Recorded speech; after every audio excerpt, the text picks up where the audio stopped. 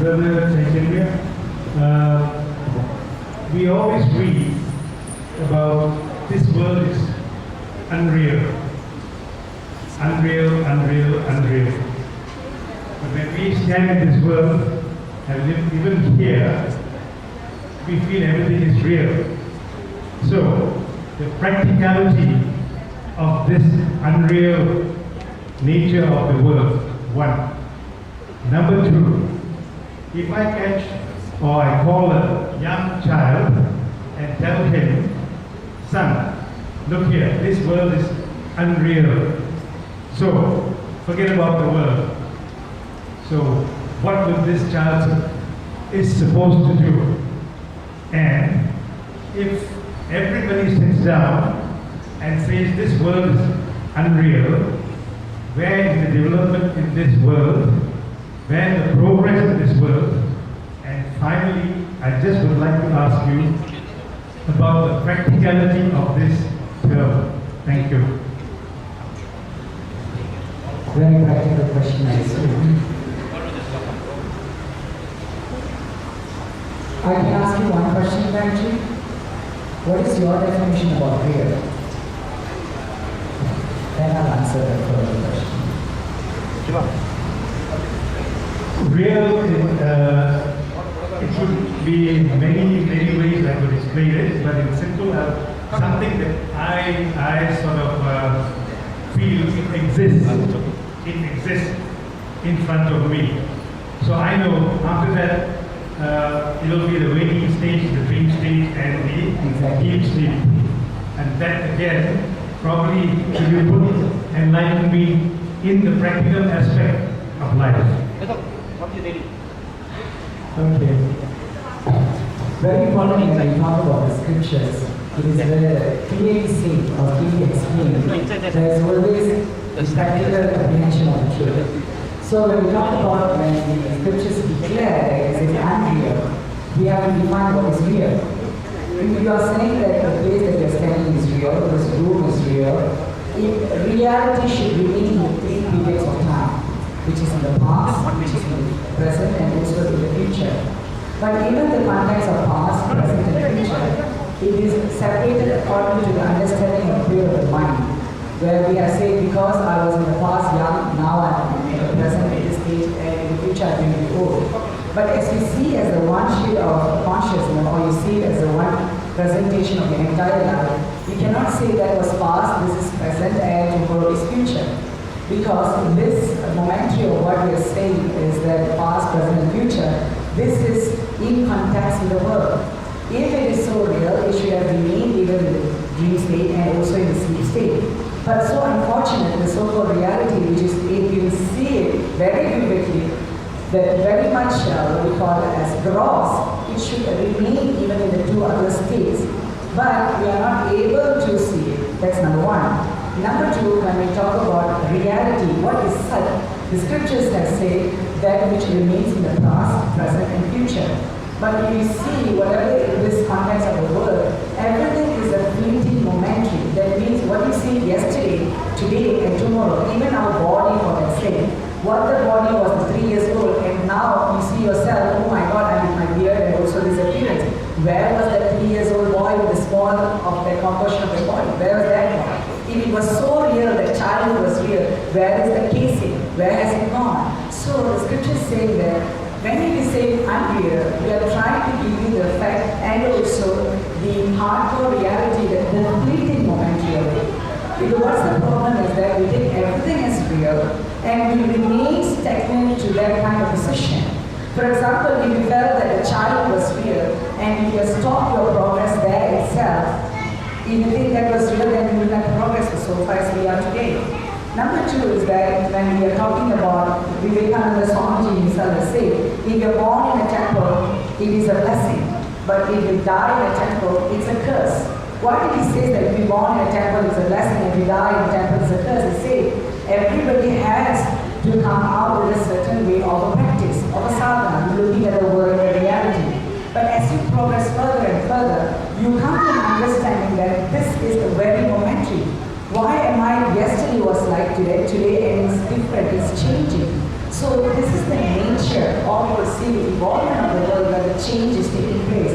So when the scripture is telling us, do not get caught, see the reality, not the unreal. We are not trying to stop the progress of you as an individual, as a person in the society, neither your dynamism to the contribution to the world, but what they are asking us to do is do everything, but just be an instrument in a sense that you not get attached even to the action. So when we talk to a child, there was once an incident happened in KK. In Kolkata, I was there. A child asked me, Swamiji, you say that God and us is one. How do you explain this fact to us? I cannot believe that God and myself is one.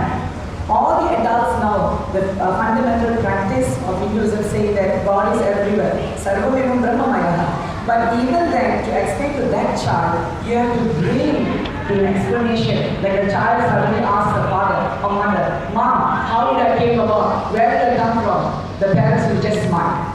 They couldn't answer further than that. Am I right or not? They'll give a different example. There was a cloud suddenly came about. They'll give a lot of parables to make the child understand. So the question again, how are you going to tell the child is always to bring back the awareness to the child that everything is happening because of God. You and God are one, and make them to understand through simple things. Like for example, I bought a bottle of a big basket or a pail of water. So I say the water bottle that you're holding right now is you, and the pail of water also is the same. Then I ask the child, what is the difference between the water in the bottle and the water in the pail? So the child say, what is that, Swamiji? It is the same thing in the water, the bottle. Only thing that water is the pail water, this is the bottle water. So I told him, now open the bottle, pour it in the pail, mix it around, and I ask the child, take back your water. So the child asked me the question back, how come exactly now water is water? How to separate my water from it? So the child, then I say, it is the same. You and God is one. And to make them understand, I go to the level to explain to them, saying that the unity of that state. So the child said, okay, Benji, I am convinced. So back to the topic of unreality. When we are talking to the child, you cannot go and tell the child that this is everything unreal, do not study, or you only praying. No. But deliberately, as the age grows, they will come to understand these unrealities because of the knowledge of the scriptures that they are giving. So every time they do something, they say, hey, you have a talent, it is given by God. Hey, you have something that you can do, it is given by God. You have good parents, it's given by God. You have a good family, given by God. You are a very smart child, it's all given by God. From small, if we come to make them understand it's happening because not of me, or not because of the parents, but something which is more super, which is more higher, they will come to a point of understand that they will efface themselves. What happens when they efface themselves? They will never ever claim themselves as I. So when they don't claim the I-ness in them, they become an instrument. They will know that everything which is happening around us, some things we can control, some things we cannot control. This is what we're talking about unreality about. When we say that something that everything is real, that means we must be able to control it every time, in the past, in the present, and the future. But this reality that we created by man, this reality that we see as a world, this reality that we have perceived through our mind, it is fleeting. Today a man says you're a good man, tomorrow they say he might be good, but I don't feel he'll be great in the future. So everything which is a byproduct of the mind, they say it is unreal. This is what the scriptures says. But how we are going to apprehend that knowledge practically is we have to see our day-to-day injunctions and learn from that. Many things. First we have to see our body, see the world around, and even this.